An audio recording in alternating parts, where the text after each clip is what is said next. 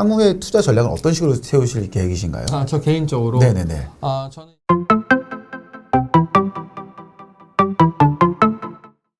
네, 안녕하세요. 안녕하세요. 안녕하세요. 네. 오늘은 저희가 아이언키 최진성님을 모시고 이 재개발 투자에서 배울 건데요. 일단 먼저 본인 소개 한번 부탁드리겠습니다. 네. 족장TV 구독자 여러분 안녕하세요. 저는 아이언키라는 닉네임을 쓰고 있는 최진성 대표고요. 현재 재개발 마스터키라는 교육 플랫폼을 운영하고 있고요. 이렇게 좋은 채널에서 많은 분들에게 경제적 자유나 내 집 마련, 자아실현 관련해서 제 경험과 지식을 나누고 있는 사람입니다. 네. 네. 재개발을 모르면 부자 될 수 없다. 네. 전사님이시잖아요. 네. 왜 재개발을 모르면 부자 될 수 없나요? 사실 제 이제 첫 번째 책 제목이 부동산 모르면 부자 될 수 없다였는데 경매로 1차적인 경제적 자유를 이루고 두 번째 자산의 이제 퀀텀 점프를 이뤘는데 그 수단이 재개발, 재건축 투자였고요. 주로 이제 재개발 투자를 많이 했는데 저도 상상하지 못할 정도의 이제 자산이 업되면서 현 주택 시장에서 부동산 시장에서 재개발이라는 이렇게 미래의 신축 아파트를 싸게 살 수 있는 이 전략을 모르고는 부자가 될 수 있는 그런 방법이 좀 제한적이지 않을까라는 생각도 있었고 이렇게 책 제목을 정했습니다. 부동산을 모르면 부자 될 수 없고 네. 재개발 모르면 부자 될 수 없다. 네. 좋네요. 제가 먼저는 어떻게 부동산 투자로 부자가 되셨는지, 네. 제일 처음에 우리가 종잣돈을 어떻게 모았고, 네. 첫 투자는 어떻게 되었고, 네. 그다음에 지금 150억의 자산이 있다고 하셨는데, 네, 순자산이 그쵸. 그 정도 넘었죠. 작년 기준으로. 네. 순자산이 150억이 넘었다. 네. 이야, 멋지네요. 그럼 종잣돈과 첫 투자, 네. 이 자산 올라까지는 어떤 과정을 밟으셨던 건가요? 네. 사실 지금은 제가 이제 직장인 투자자가 아닌데 네. 사실 20년간 다녔던 회사를 작년 12월 1일 날 희망퇴직을 했고요. 제가 첫 번째이자 마지막 근로소득을 받았던 직장이 이제 서울의 한 외국인 카지노였는데 거기서 외국인 카지노 딜러로 20년 정도 일을 했어요. 예. 그 과정에서 제가 급여의 95% 정도를 거의 한 7년 정도 저축과 일반적인 분들 뭐 ELS라든지 뭐 우량주 주식 뭐 이렇게 해서 종잣돈을 모았고요. 저의 투자금은 8천만 원이었는데 그 8천만 원이란 투자금으로 경매 투자를 시작해서 2013년부터 18년도까지 한 5년 정도 기간 동안 제 순자산이 20억 원대로 늘어났고요.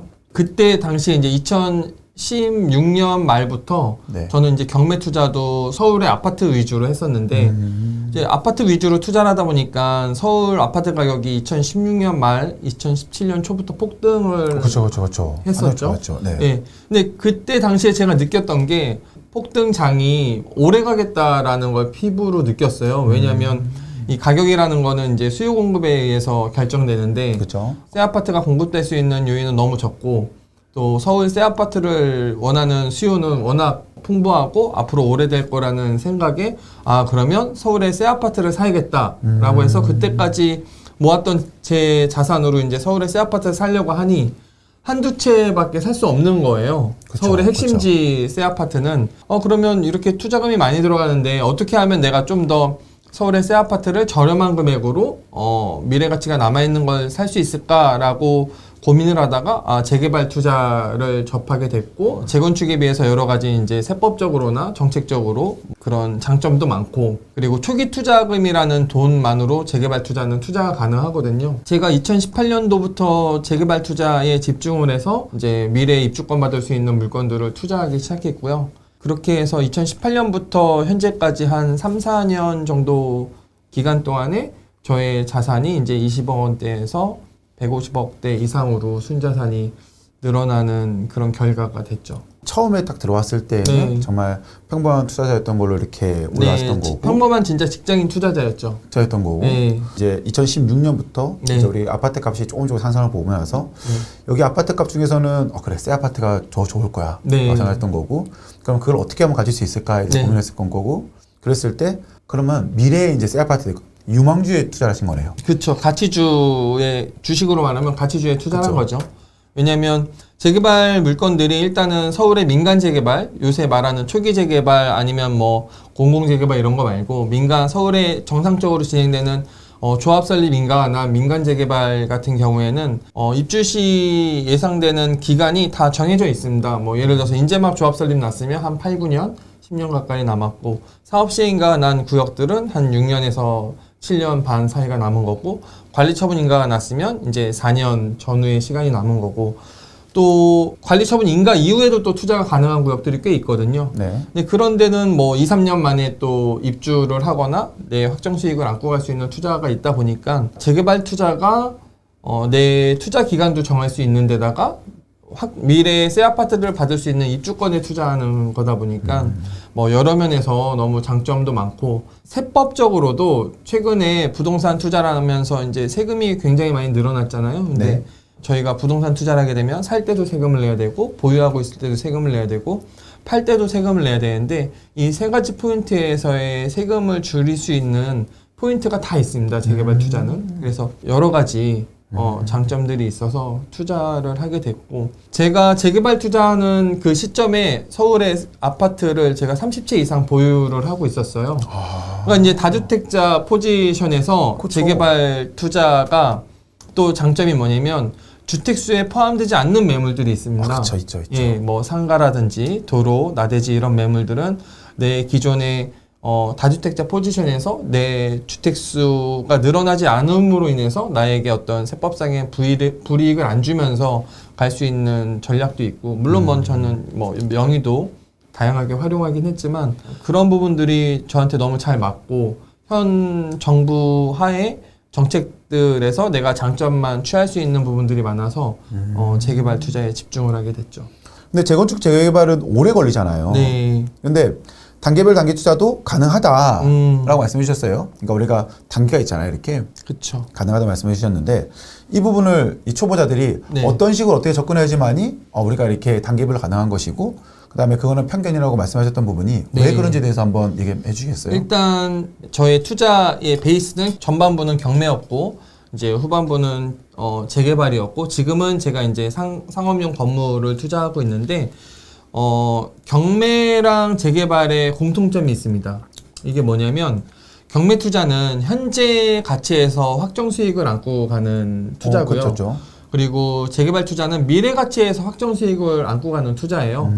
그래서 저는 이제 이 두 가지 투자에 집중을 하게 됐던 건데 쉽게 말해서 경매 같은 경우에 제가 1억 원짜리 아파트를 8천만 원에 낙찰을 받으면 낙찰받는 순간 2천만 원의 현재 가치에서 확정 수익이 생기는 거죠. 그렇죠. 명도를 하고 전세나 월세로 세팅하고 2년 후에 매도를 해도 이게 오르지 않는다고만 해도 2천만 원의 이제 확정 수익이 생기는 건데 재개발 투자는요. 저희가 이제 재개발 구역 내에 썩은 빌라를 사게 되면 네.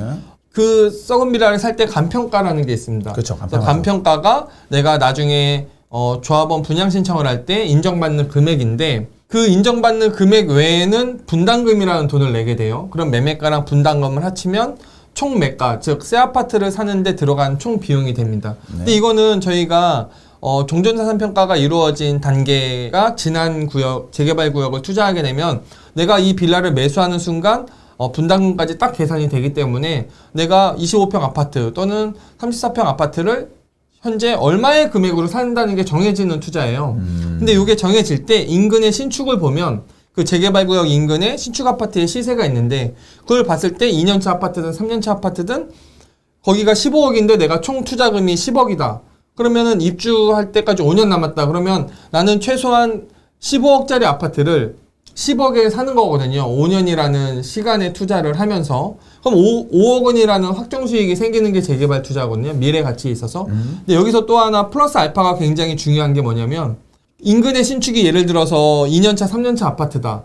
근데 내가 투자하는 재개발 구역이 5년 후 입주다. 그럼 내가 입주할 때는 이 인근의 2년차, 3년차였던 아파트는 7년차, 8년차 아파트가 되고 내가 투자한 재개발 구역의 신축 아파트는 0년차 아파트가 돼요. 그렇죠. 그러니까 이 7, 8년의 연식 차이가 나다 보니까 또 가격이 벌어지고 그 벌어진 가격만큼의 추가적인 수익이 생깁니다. 재개발 투자는. 그러다 보니까 일단 미래 가치에 있어서 내가 미래의 새 아파트를 안정적으로 싸게 살 수 있는 부분이 경매나 재개발이나 내가 안전하게 확정 수익을 안고 가는 투자라는 게 일단 좋고요. 저는 이제 재개발 투자도 서울 투자 위주로 했는데 첫 번째 재개발 투자는 인천 미추홀구에 있는 주안 3구역이라는 재개발 구역에 이제 빌라를 사서 1년 반 만에 매도를 했어요. 1년 반 만에 매도했던 이유가 관리처분인가라는 단계, 네. 간단하게 이제 재개발 구역에 아예 모르시는 분들이 있을 수 있으니까 조사관이 이주해서 입주한다라고 외우시면 됩니다. 재개발 단계는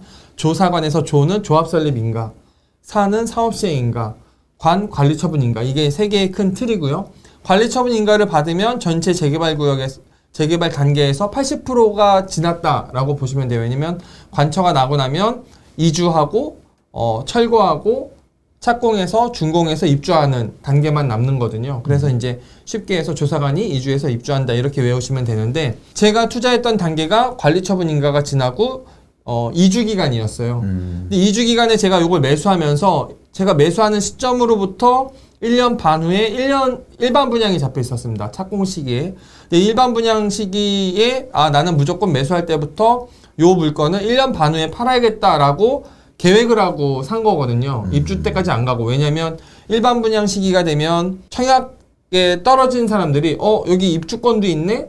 그러면 거기 관심을 갖게 되고, 그렇죠. 또 분양 시기가 되면은 이제 뭐 각종 재테크 카페라든지 언론이나 포털 사이트에 광고가 돼요. 그러면 수요자들이 몰리기 때문에 나는 그러면 그때 내 물건을 찾을 사람들이 많을 걸로 예상되는 일반 분양 시기에 팔아야겠다 해서 저는 처음부터 첫 번째 재개발 투자를 1년 반이라는 시기를 두고 딱 투자를 했는데, 요때 제가 4천만 원 투자해서 한 4,600만 원 정도 수익이 났거든요. 1년 5개월 만에. 근데 이 첫 번째 투자를 통해서 저는 재개발 투자가 오래 걸린다라는 편견도 깨졌고요. 그리고 재개발 투자에는 돈이 많이 들어간다라는 편견도 깨졌고, 재개발 투자가 위험하거나 어렵다라는 편견도 깨졌어요. 그래서 요 첫 번째 인천 재개발 투자를 계기로 저는 이제 두 번째부터 여태까지 거의 9건 정도의 재개발 투자를 했는데 다 서울 투자만 하게 됐죠. 이제 좀 더 상급지, 좀 더 오를 수 있는, 그리고 개발 호재도 많고 향후에 새 아파트가 됐을 때도 가치를 발휘할 수 있는 급지가 높은 곳에 서울 지역에 재개발 투자를 하게 됐죠. 많은 분들이 오래 걸린다라고 하고 있던데, 네. 그럼 우리가 그렇죠. 제일 처음에 이제 우리 이제 할 거야, 네. 사업할 거야, 조합 설립해 이랬을 때부터 시작하면은 진짜 오래 걸리긴 하죠. 조합 설립부터는 10년 정도 보시면 됩니다. 네. 근데 여기서 포인트는 입주할 때까지 가정하면 이 시간이 되는 건데, 사실 제가 조합 설립 인가 때 사서 각 단계별로 프리미엄의 상승분만 보고 2, 3년이나 1, 2년 있다 또 중간에 팔아도 되거든요. 입주를 안 하고. 네. 그러니까 내가 매수 시기나 매도 시기를 결정할 수 있기 때문에 무조건 재개발 투자가 오래 걸린다라는 건 일반 분들이 알고 계시는 편견이죠. 우리가 보면은 중간에 팔 수 있는 게 있고 팔 수 없는 것도 있잖아요. 네. 그러면은 그게 어떤 건지 얘기해 주시겠어요? 네, 지금 투기과열지구 내에서는 재건축이든 재개발이든 조합원 지위 양도 금지라는 규정이 있습니다. 그죠. 이게 이제 일정 단계가 지나서 매수를 하게 되면은 조합원 입주권을 주지 않는다. 그래서 실질적으로 소유권 이전 등기가 안 되는 건 아니지만 거래 자체가 막아지는 효과를 나타내는 건데요. 지금 재건축 같은 경우에는 투기과열 지구 내에서만 적용되는 거예요. 재건축은 조합 설립 인가 이후에 사고 팔 수가 없고요. 그리고 재개발은 관리 처분 인가 이후에 사고 팔 수 없습니다. 네. 근데 지금 족장님 가장 대표적인 서울의 재건축 단지인 잠실 주공 5단지가 조합 설립 인가가 났을까요? 안 났죠? 났습니다. 났어요? 네, 조합 설립 인가가 났는데 그러면 사고 팔 수 없어야 되잖아요. 네네네. 근데 저희가 네이버 부동산의 잠실 주공 5단지를 보면 매물이 수십 개가 있어요. 근데 그게 왜 사고 팔 수 있냐? 잠실은 투기과열 지구인데 예외 조항이 있습니다. 계속 사고 팔 수 없다 그러면 본인의 재산권을 행사할 수 없는 어떤 위헌 소지가 있잖아요. 네. 그래서 예외 조항을 뒀는데 그게 바로 재건축인 경우에는 조합 설립 인가가 나고 3년 동안에 사업 시행인가를 못 받거나, 그렇죠. 아니면 사업 시행인가가 났는데 3년 동안에 착공에 못 들어가거나, 착공에 들어갔는데 3년 안에 준공이 못 나거나 하면 그 3년 되는 시점부터 다시 전매 제한이 풀립니다. 그렇죠. 그래서 잠실 주공 5단지도 조합 설립인가 났는데 사업 시행가를 3년 동안 못 났기 때문에 3년 지난 시점부터 지금 사고 팔 수 있는 거고요. 그래서 이제 이런 조합원 지위양도 금지라는 규정이 있는데 재개발은요. 관리처분인가 이후에 투기가지구내에서 사고 팔 수 없습니다. 근데 저는 흑석 9구역이라는 재개발 구역에 이제 상가 건물을 샀는데 관리처분인가 이후에 샀어요. 그럼 말이 안 되잖아요. 네, 그 그쵸. 흑석동은 투기가지구인데 어떻게 관리처분인가 이후에 샀냐. 여기서 예외 조항이 관리처분인가 이후라 하더라도 해당 구역이 최초 사업시행인가 신청을 2018년 1월 24일 이전에 한 구역에 대해서는 그 조항이 이제 예외 조항이 돼서 전매 제한이 풀립니다. 그래서 저는 흑석 9구역은 지금 2018년 1월 24일 이전에 사업 시행인가 신청을 했기 때문에 지금 그런 구역들은 투자를 할 수 있는 거죠. 네. 그러니까는 많은 분들이 잘 모르시는 부분이 맞는 거죠. 네. 2018년 10월 이전이냐 네, 이후냐에 이후냐에 따라 달라지고 또 네. 특정 단계에서 3년이 지났냐 그쵸. 지나지 않았냐에 아니야. 따라서 근데 그거는 뭐 저희가 서울시 클리너 시스템이라고 서울시에서 운영하는 정비 사업에 대한 정보를 제공하는 사이트가 있어요. 거기 들어가면 내가 투자하는 곳들이 언제 사업 시행인가 신청을 했고 언제 조합 설립인가 났는지가 다 나와 있습니다. 그래서 그 지난 시기나 이런 걸 보시면 충분히 내가 지금 관심 있는 구역이 투자가 가능한 지역인지 안 지역인지를 알 수 있습니다. 생각보다 그 3년의 시간이 참 어떻게 보면 긴 시간인데 네. 대부분 많이 넘어 있잖아요. 네, 대부분 많이 넘어갔죠. 네, 그래서 그죠. 좀 투자할 대부분 곳들은 넘어있죠. 굉장히 많습니다. 맞습니다. 근데 그러면 2022년도 네. 현재 지금 이 시장에서 네. 전망이 가장 괜찮은 재개발 지역 음. 뭐 이런 게 보면은 뭐 소액 투자부터 뭐 투자가 많이 드는 투자 네. 있잖아요. 혹시 보시는 곳이 있을까요? 저는 이제 서울 투자 전문가다 보니까 네. 서울을 먼저 말씀을 드리면 네. 서울 재개발 구역에서 이제 초기 재개발 아직 조합 설립인가 나지 않은 뭐 보통 화가들이 그림을 그린다 이런 그렇죠. 이런 구역 말고 위험한 지역 말고 안전하면서 확정 수익을 갖고 갈 수 있는 민간 재개발 조합 설립 인가가 난 민간 재개발을 대상으로 말씀을 드리면 상계 뉴타운이 가장 작은 투자금으로 투자할 수 있는 곳입니다. 지금 초기 투자금 기준으로 4억 원대부터 투자를 할 수 있고요. 근데 상계 뉴타운은 일단 뭐 4구역은 이미 노원 센트럴 프로지오로 작년 1월 달에 입주를 해서 지금 8사 가격이 14억, 15억을 호가하고 있고요. 뭐 5구도 12억을 호가하고 있는데 여기는 이미 이제 안전마진이 끝났죠. 이미 새 아파트로 바뀌었으니까. 그리고 상계 6구역 같은 경우에도 롯데 시그니처 캐슬로 지금 내년 6월에 입주인데 한참 공사 중입니다. 여기도 초기 투자금도 크고 안전마진이 작아서 추천해드리지 않고요. 상계 뉴타운을 투자하시게 되면 지금 상계 1구역, 상계 2구역, 상계 5구역에 투자할 수 있는데요. 상계 1구역, 2구역은 사업시행인가가 낮고 상계 5구역은 조합 설립 인가만 낮습니다. 지금 현재 제가 상계 2구역도 조합원인데 상계 2구역이 좋은 거는 간평이 낮고요. 그리고 현재 올해 6월 앞으로 한 5개월 안에 조합원 분양 신청 단계가 남아 있습니다. 그렇게 되면 내가 몇 평을 신청했는지 그리고 조합원 분양가는 얼마인지 내가 간평가는 얼마인지를 대부분 다 알고 투자할 수 있는 단계가 곧 도래하기 때문에 그 직전에 매수를 하든 그 직후에 매수하든 언제 투자해도 이제 좋은 투자 타이밍이 되고요. 그리고 상계 1구역은 사실 상계 2구역과 똑같이 투자 가치도 높고 또 84제곱미터를 받을 수 있는 확률도 굉장히 높은 구역이어서 제가 이제 주변 분들한테 상계 1구역을 많이 추천해 드렸는데 안타깝게 상계 1구역의 시공사가 현대산업개발이에요. 최근에 이제 그런 이슈 때문에 상계 1구역은 제가 추천을 해드려도 많이 불안해 하시는 부분이 있고 상계 5구역은 입지가 너무 좋고 상업 양쪽 대로변을 끼고 있어서 초역세권에 이제 사업성도 좋은데 모든 게 다 좋지만 단점이 속도가 느리다. 그러니까 내가 장기적으로 한 4억 원이라는 정도의 돈을 투자해서 최종적으로 한 6억 원 이상의 돈을 한 8년, 9년 만에 얻을 수 있는 구역이긴 하지만 속도가 느려서 내가 실거주나 아니면 초보 투자자분들이 이렇게 처음 투자하기로는 너무 단계가 많이 남았기 때문에 그런 거 감안하면은 또 5구역도 괜찮고요. 그래서 상계 뉴타운이 일단은 4억 원대 중에선 가장 괜찮고 4억 원에서 한 6억 원 정도로 올라가면 지금 강남 3구에는 재개발 구역이 딱 한 밖에 없습니다. 어딘가요? 예, 강남구 서초구는 재건축 단지밖에 없고요. 이제 송파구 끝자락에 거여마천 뉴타운이라고 있는데 거기 마천 3구역, 마천 1구역이 이제 마천 3구역은 조합 설립 인가가 났고 마천 1구역은 올해 조합 설립 인가가 날 예정인데 두 개 다 입지가 너무 좋고요.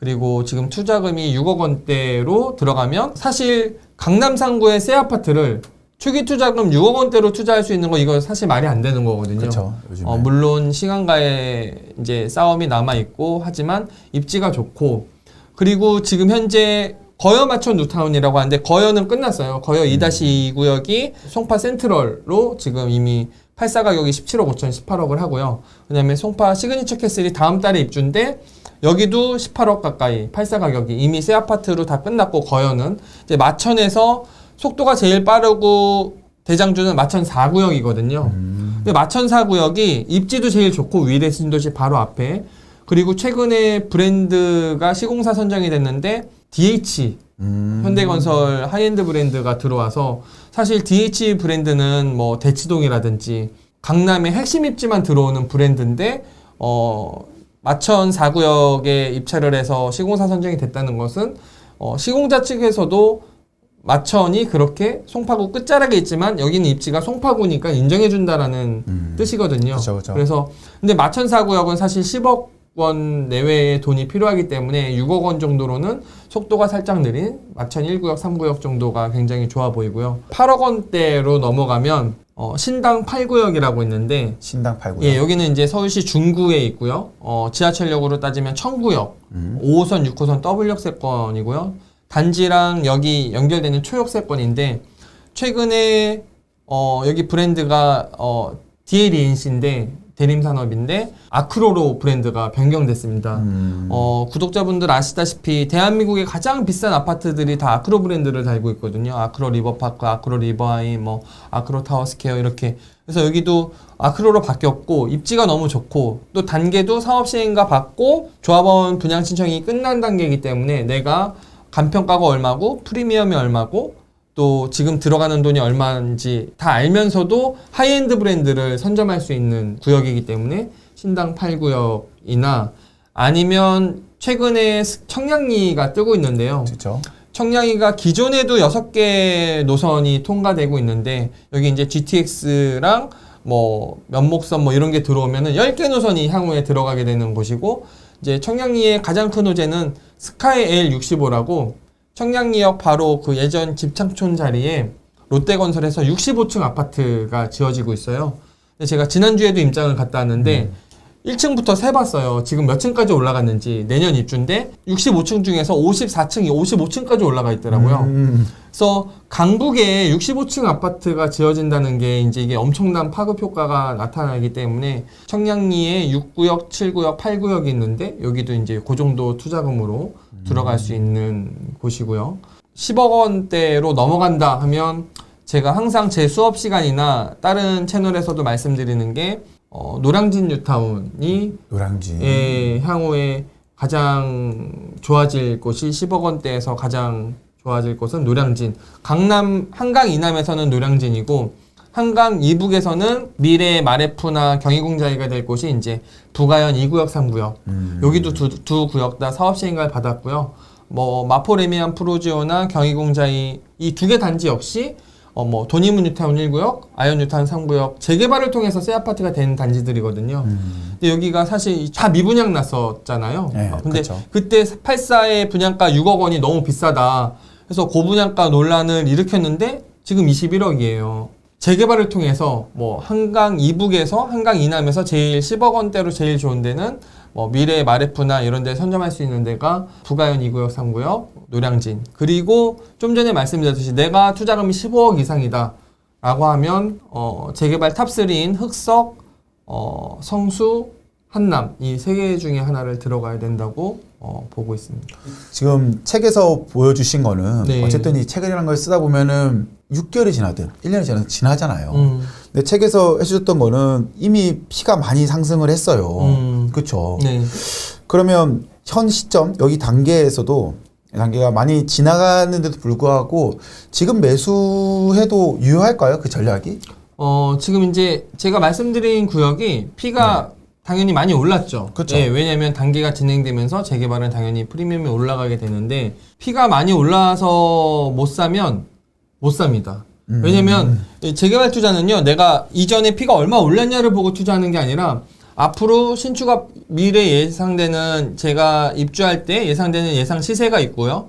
그리고 제가 지금 살 때 총 매가가 있으면 입주 시 예상 시세에서 총 매가를 빼면 안전마진이 나오거든요.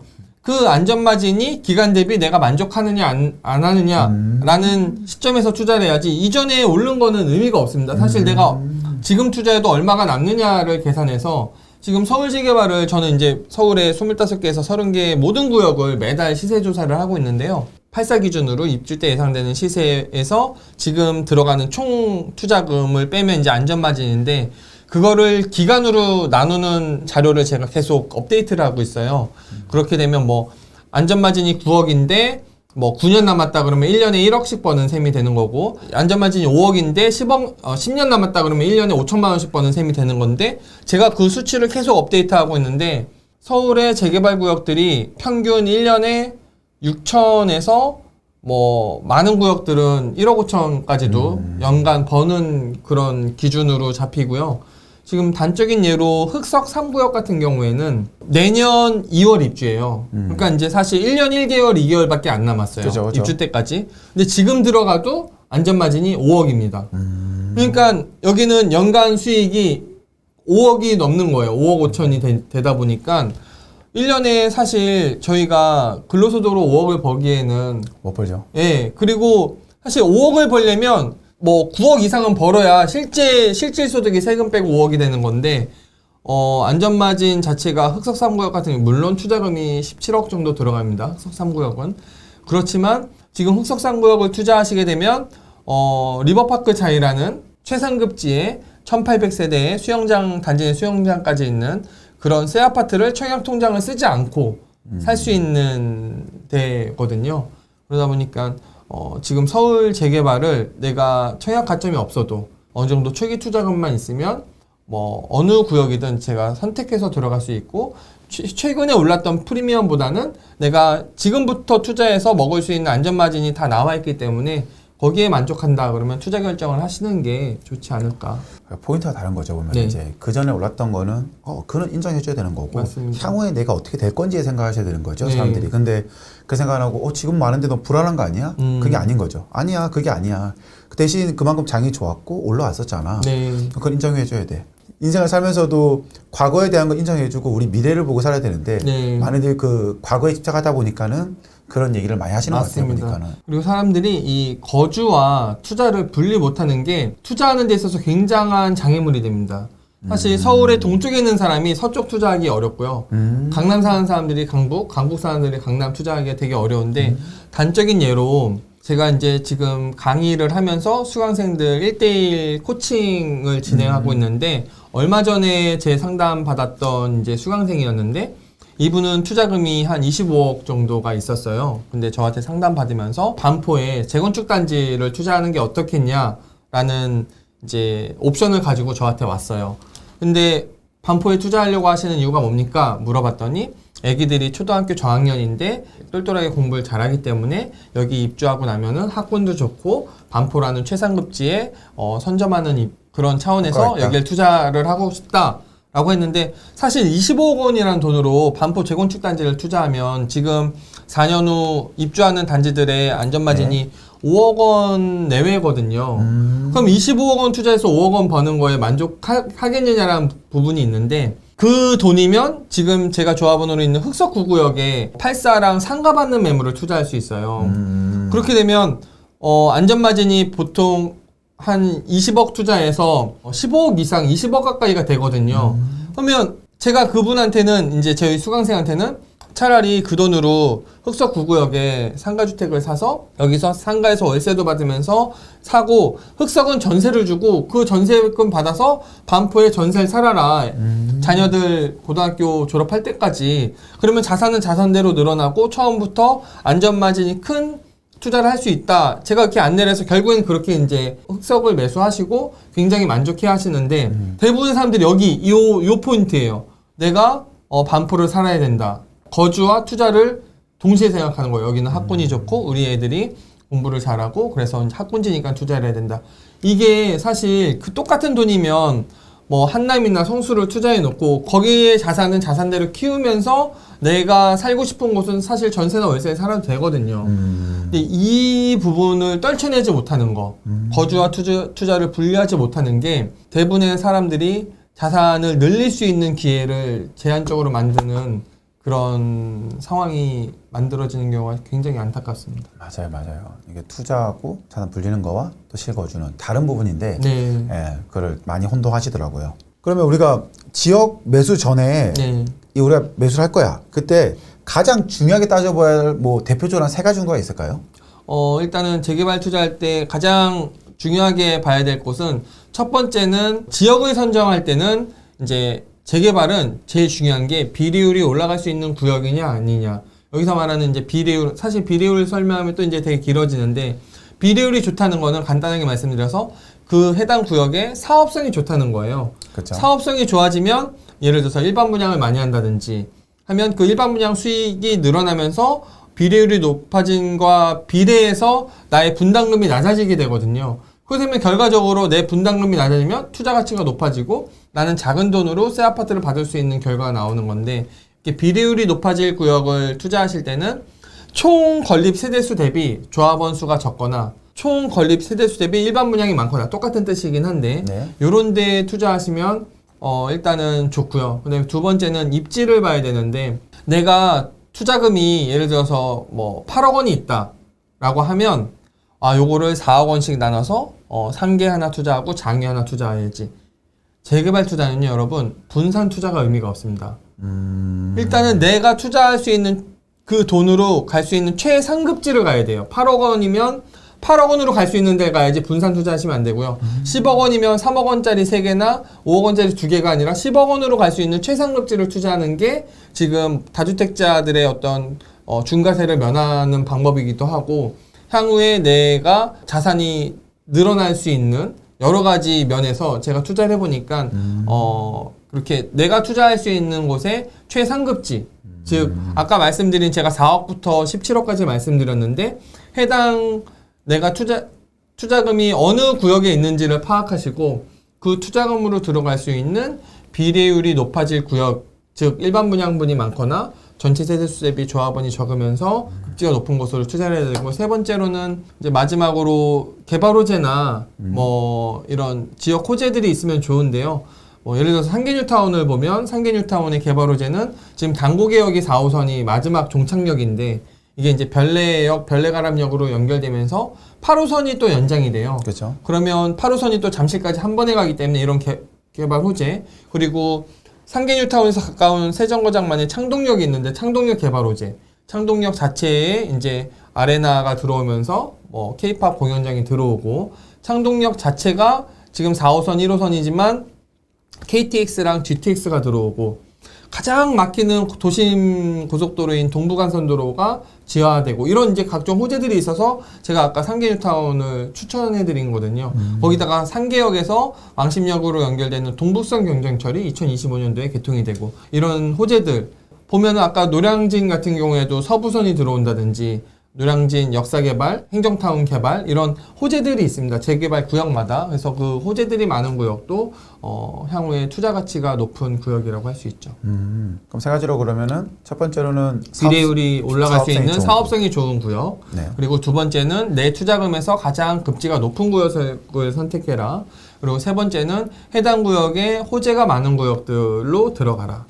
그렇죠. 세 가지가 되겠네요. 살 때도 세금이고 팔 때도 세금이고 네, 보유도 세금이다. 네, 맞습니다. 그럼 이런 것들을 어떻게 하면 우리가 세이브하고 좋은 투자를 할 수 있을까요? 요거는 이제 간단하게 말씀드리면 재개발에 일단은 취득세를 줄일 수 있는 방법 네. 말씀드릴게요. 일반적으로 저희가 무주택자들은 관계가 없지만 1주택자가 두 번째 주택을 살 때는 취득세만 8.4%가 되고요. 그렇죠. 또 2주택자가 3주택을 구매하게 되면 12.4%의 취득세 그리고 법인은 무조건 12.4% 네. 이렇게 정해져 있는데 재개발 투자는요 내 주택수와 상관없이 무허가 주택을 사거나 상가를 사거나 나대지 또는 도로를 사게 되면 4.6% 고정입니다. 취득세가. 그렇죠. 그럼 그 물건을 선택함으로써 내 취득세를 줄일 수 있고요. 보유세 같은 경우에는 사실 보유세 이슈가 굉장히 요새 큰데 공시지가가 올라가고 공시 가격 비율이 올라가면서 지금 신축 아파트를 소유하고 있다 그러면 보통 20억짜리 신축 아파트를 갖고 있으면 1년에 보유세가 1,500에서 2,000 정도가 나오는 시뮬레이션이 있거든요. 근데 이 미래 20억짜리가 될 재개발 물건을 빌라로 사면 신축 아파트가 되기 전까지는 빌라의 공시가격이 낮기 때문에 보유세가 2천만 원 낼 거를 100만 원만 내면 되고요. 근데 이 빌라 중에서도 또 관리처분인가 이후에 이주 철거가 되면서 멸실 신고가 되면 주택 부분이 빠지고 토지만 내게 되기 때문에 재산세가 50만 원이 되고요. 거기다가 무허가 주택은 사실 땅도 내 땅이 아니고 건물도 무허가로 등기가 안 된 건물이기 때문에 재산세가 뭐 거의 10만 원, 5만 원 이렇게 되고요. 또 사람들이 모르는 게 도로 매물을 사면 입주권이 나오는데 도로는 또 재산세가 0원입니다. 일례로 저랑 친한 노량진 1구역에 중개사분이 계신데 노량진 1구역은 84가 기준점이 한 8년이나 9년 후에 입주할 것 같은데 30억까지도 볼 수 있는 정말 최상급지거든요. 노량진 1구역이. 근데 노량진 1구역에 대지가 지분이 굉장히 큰 도로 매물을 갖고 계세요. 그 중개사분이. 근데 이거를 2006년도부터 매수하고 계셨기 때문에 지금 16년째 보유하고 있는데 미래에 30억짜리 아파트가 될 거를 갖고 있지만 재산세 1원도 내지 않았습니다. 16년 동안. 도로를 갖고 있다는 이유로. 그래서 이렇게 이제 또 보유세를 줄일 수 있는 방법이 있고요. 마지막으로 양도세. 사실 저도 이제 부동산 투자를 50채 이상 투자하다 보니까 세금을 많이 냈어요. 많이 그렇죠. 냈는데 취득세나 보유세를 줄이는 것보다 양도세를 줄이는 게 전체 세금의 80-90% 이상을 차지하는데 그렇죠. 재개발 투자는요, 대체주택 특례조항이라는 걸 활용하게 되면요, 이제 뭐 대체주택 특례조항은 두 가지가 쓸 수 있는데, 첫 번째로 내가 기존의 구축 아파트나 일반적인 주택을 갖고 있을 때, 두 번째 주택을 조정지역 내에서 재개발 구역이 아닌 일반적인 주택을 사게 되면 지금 1, 2, 1이 돼서 같은 조정지역 내에 두 번째 주택을 사게 될 때는 기존 주택을 1년 안에 매도를 해야 됩니다. 그래야 비과세를 받을 수 있는데 관리처분인가 이후에 입주권, 즉 사람들이 입주권이라고 말하면 멸실 입주권을 생각하는데 멸실되지 않아도 재개발에서는 관리처분인가일 다음 날부터는 모든 재개발 물건이 입주권, 세법상으로는 입주권으로 분리가 돼요. 즉 관리처분인가 이후에 재개발 물건을 사게 되면 1주택자가 그러면 이게 1, 2, 1에서 다시 1, 2, 3로 바뀝니다. 그러니까 3년 안에 요걸 팔아도 되고요. 3년 안에 팔아도 되는데 이 관리처분 인가 이후에 샀던 재개발 구역에 이 재개발 구역 물건이 새 아파트가 되고 준공이 되고 나서 준공 시점부터 2년 안에 입주를 해서 1년 이상 거주를 하면 이게 3년이 지나도 7년, 8년이 돼도 기존 주택을 비과세 받고 여기도 비과세를 받을 수 있어요. 그러니까 이 대체주택 특례조항을 활용하게 되면 양도세를 획기적으로 줄일 수 있고 기존 주택의 상승분을 1년이 아니라 3년 또는 최대 7, 8년까지도 누릴 수 있는 이런 세법상의 또 장점이 있고요. 또 하나의 대체주택 특례조항은 재개발 구역의 물건 하나만 갖고 있는 사람이 사업시행인가 이후에 또 다른 구축 아파트나 뭐 주택을 사게 되면 이주용으로 진행되다 보면 이제 이주 시기에 이주를 해야 되잖아요. 네. 근데 이때 이주를 할 때 보통은 전세나 월세로 3년 정도 살다가 완공되면 들어오게 되는데 그렇죠.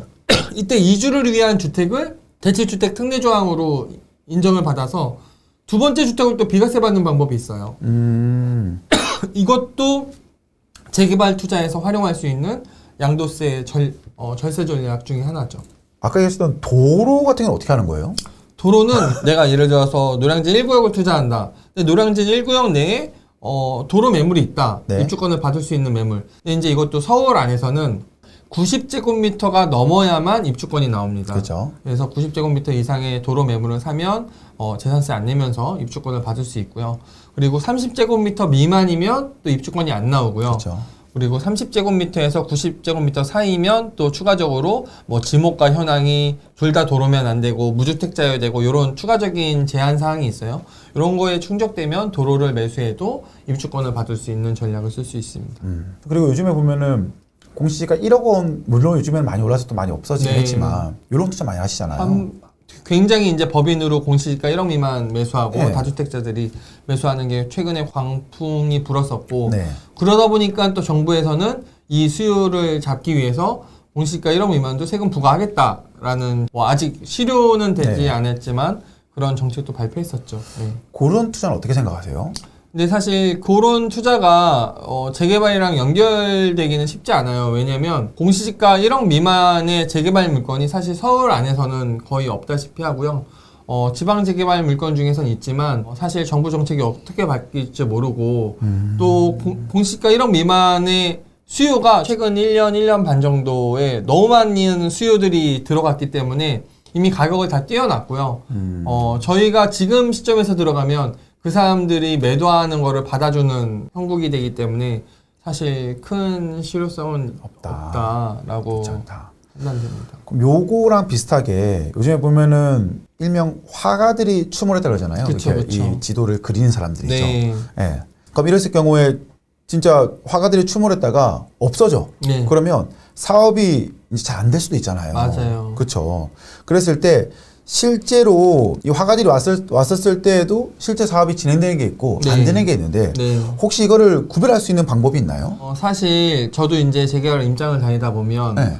뭐 최근에 신림동이라든지 신길동, 강북으로 넘어오면 우이동, 수유동, 미아동 이쪽에 이런 극초기 재개발에 어느 정도 여기 구역 지정될 거고 구역 지정되면은 무조건 오릅니다. 라고 하는데 대부분의 사람들이 이제 일반 재개발 물건 사러 갔다가 여기에 혹한 이유가 초기 투자금이 너무 낮아요. 일반적인 재개발 물건은 서울은 다 4억 원 이상인데 여기 투자금이 보통 1억 원대 전후거나 2억 원대에 이제 걸려 있다 보니까 그 초기 투자금이 작다는 유혹에 못 이겨서 투자하시게 되는데 아직 구역 지정도 안 됐고 조합 설립 인가가 안 난 재개발 구역들은 공공재개발로 가든 네. 공공재개발은 이제 2019년 5월 6일 날 발표됐던 정책에서 발표됐던 개념이고요. 작년 2사대책 때 발표됐던 거는 공공주도정비 사업인데 이 두 가지 다 어느 걸로 가든 공공재개발로 가면 추가 매수한 부분에 대해서 조합원 분양가로 입주권을 못 받게 되고 입주권은 받을 수 있다 하더라도 그리고 2사대책 이후에 매수한 공공주도정비 사업으로 가는 물건을 매수하게 되면 현금 청산한다는 부분을 정부에서 이제 공표한 상황이고 하다 보니까 지금 서울시에서 진행하는 신속통합기획 이것도 사실 구체적인 로드맵이 제시되진 않았어요. 그죠.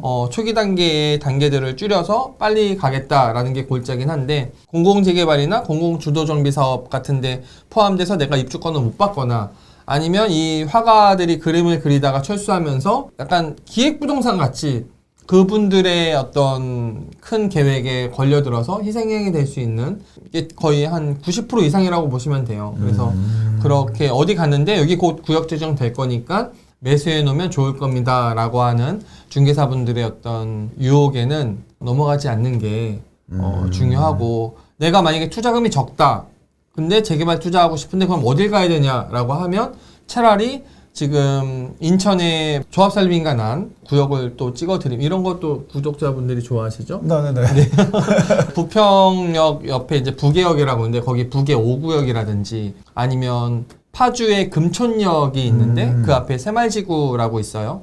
거기 새말지구라든지 덕소 뉴타운에 뭐 덕소 2구역, 뭐 도곡 2구역 이런 데들은 사실 서울이랑 인접하면서도 공공재개발이나 공공주도정비 사업으로 갈 확률도 없고 지금 안전단계 뭐 관리처분인가나 아니면 조합설립인가 이후에 투자하면서 투자금 1억 원대, 2억 원대, 3억 원대로 투자할 수 있는 구역들이기 때문에 차라리 그렇게 화가들이 그려놓은 불확실한 물건에 투자하기보다는 급지를 낮춰서라도 조합설립인가 이후에 정상적으로 가는 민간재개발에 투자하는 게 투자금을 낮춰서 투자하더라도 안전하고 확실한 수익을 가져갈 수 있고 내가 나중에 출구 전략이 또 중요한데 이 부동산 투자라는 게 내가 무덤까지 갖고 갈 게 아니라 언젠가는 이익 실현을 해야 되는데요. 이익 실현할 때 내가 매도하는 시기에 내 물건을 받아주는 수요도 또 중요하거든요. 그죠? 부동산이라는 건. 네. 근데 그 수요를 받아주려면 반드시 민간 재개발, 즉 조합 설립 인가 이후에 재개발 구역을 사야만 또 안전하게 투자하려는 사람들이 매수자가 될 수 있기 때문에 그런 부분도 감안하고 투자하시면 좋을 것 같습니다. 그러니까 기본적으로 우리가 화가가 들어갔던 건물 같은 화가가 그렸던 곳은 네. 안 하는 게 좋다. 안 하는 게 좋습니다. 안 하는 게 좋다. 네. 그랬을 때 뭐 좋고 나쁘고를 따지지 않고 그들이 만들어놓은 어떻게 보면은 약간 이런 표현이 맞지 않으면 모르겠는데 주식을 지금 약간 테마주 같은 느낌이 난다 맞아요. 그러면 네. 하지 말자. 우리 네. 좋은 주식 얼마나 많은데. 우량주에 투자하고 네. 가치주에 투자하죠. 그렇죠. 그렇게 가야 된다. 네. 근데 괜히 어설픈 투자가 갔다가 큰일 날 수도 있다. 네, 작전주는 무섭습니다. 그렇죠. 최근에 서울 같은 경우에는 신속 통합기획 네. 재개발, 공공재개발, 음. 공공주도 재개발, 네. 예, 모아주택까지 네. 재개발 활성화 정책이 많은데 음. 실질적으로 투자를 한다고 하면 눈여겨봐야 할 지역 포인트, 네. 예, 잠깐 말씀해 주셨는데 조금 더 추가해 줄 수 있을까요? 지금 서울시에서 신속통합계획을 발표를 했는데요. 네. 신속통합계획은 이제 공공재개발이나 공공주도정비 사업이 아니라 기존에 정체되어 있던 구역들을 활성화하겠다는 정책이기 때문에 지금 신림 1구역이라든지 신속통합계획에 들어간 재개발 구역들 얼마 전에 서울 25개 구가 있는데 그 중에 22개 구에서 하나씩 구역을 추천해가지고 신속통합기획의 재개발 구역들을 22개 단지를 발표를 했어요. 그거 이제 네이버 기사 찾아보시면 나오는데 그 단지 중에서 입지가 좋고 역세권에 가까운 단지들 22개 구역 중에서 관심 가져보시면 좋을 것 같고요. 그리고 초기 재개발이지만 입지가 좋은 곳들 지금 마포의 일부 재개발 구역들이나 종로구에 있는 일부 재개발 구역들 이런 데들은 지금 관심 가져봐도 좋지 않을까. 입지가 좋으면. 네, 왜냐면 여기는 재개발이 진행되지 않는다 하더라도 기본적으로 서울 땅값은 계속 오를 수밖에 없거든요. 그러니까 빌라를 사더라도 내가 대지지분을 갖고 가게 되기 때문에 입지가 좋은 초기 재개발은 그나마 괜찮지 않을까. 부동산은 첫 번째도 입지고 두 번째도 입지네요. 맞습니다. 그렇죠. 네. 입지가 말을 다 해주는 거죠. 네. 가치 있는 투자를 하는 포인트 자체가 다르기 때문에 네. 어떤 것이 더 가치가 좋냐, 나쁘냐 이 부분은 굉장히 중요한 것 같아요. 보면은. 그렇죠. 그리고 또 보면은 혹시 지금도 경매 투자를 하세요 그러면은? 네, 지금도 저는 이제 재개발 투자 관련해서 재개발 구역에 경매 물건이 나오면 재작년에 성수 3지구에 공장 매물이 17억 5천짜리가 나왔는데 거기도 입찰을 했었고요. 그 전에는 광명 뉴타운에도 재개발 물건 나왔을 때 입찰을 했었고 최근에 저는 이제 경매 투자를 재개발 투자랑 접목을 해서 재개발 구역 내에 좋은 매물이 나왔을 때 그것들을 이제 입찰을 하거나 그렇게 활용을 하고 있습니다. 그럼 어떠한 포인트를 가지고 들어가시나요? 일단은 경매로 나온 물건의 자체를 추정 간평을 하거나 아니면 그 물건의 간평가를 조사를 해서요. 내가 입찰했을 때 인근 시세 대비 지금 프리미엄이 형성되어 있을 텐데 얼만큼의 싸게 프리미엄을 살 수 있냐를 계산해 보면 제가 저번에 성수 3지구에 공장 매물 투자했을 때도 입찰가가 17억 5천이었는데 제가 추정 간평을 해보니까 거의 6, 7억이 되는 매물이었어요. 입찰가를 19억으로 썼다가 폐차를 했는데 그때 낙찰됐던 사람이 22억에 낙찰을 받았어요. 근데 간평가가 27억짜리 22억에 낙찰받았다는 거는 간평가보다도 5억 원을 싸게 낙찰받았다는 건데 재개발 물건은 무조건 프리미엄이 붙습니다. 특히 성수 같은 데는 10억 이상이 프리미엄이 붙는데 그 낙찰자는 27억의 프리미엄 10억을 더하면 37억짜리의 가치가 있는 거를 22억에 산 거거든요.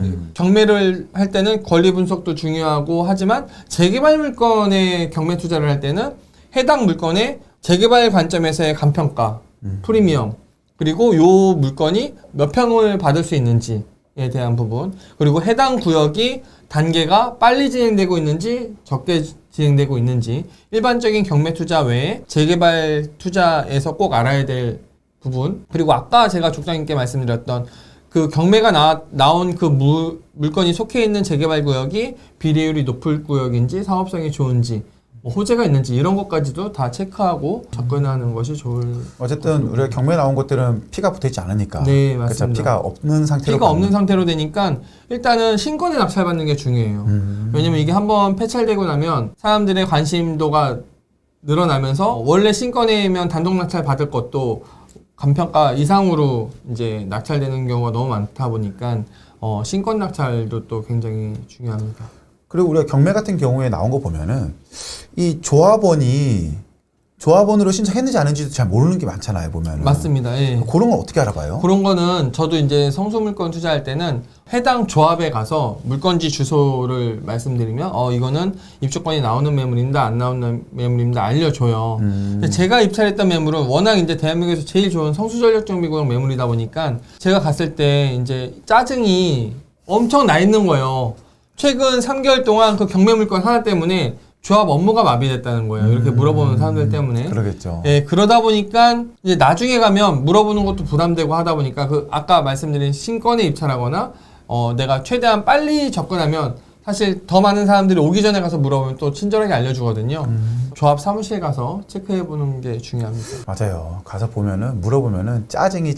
네. 근데 물론 그 마음도 이해를 해요. 예. 왜냐면은 워낙 많이 가고 네. 전화도 하고 막 하니까. 맞습니다. 그래서 그거는 우리가 직접 찾아가서 물어보시는 걸로 하고 향후의 투자 전략은 어떤 식으로 세우실 계획이신가요? 저 개인적으로 네네네. 제가 지금 갖고 있는 아파트들이 어쩔 수 없이 못 파는 것들이 있어요. 임대사업자가 준공공 임대로 등록돼 있어서 서울의 아파트 16채를 제가 이제 못 팔고 그게 이제 2025년도에 장특공제 받으면서 팔 수 있는 시기가 도래하는데 그 매물들 그리고 지금 제가 최근에 투자했던 재건축 재개발 매물들이 2025년 26년, 24년 요때 또 다 신축 아파트로 바뀌어요.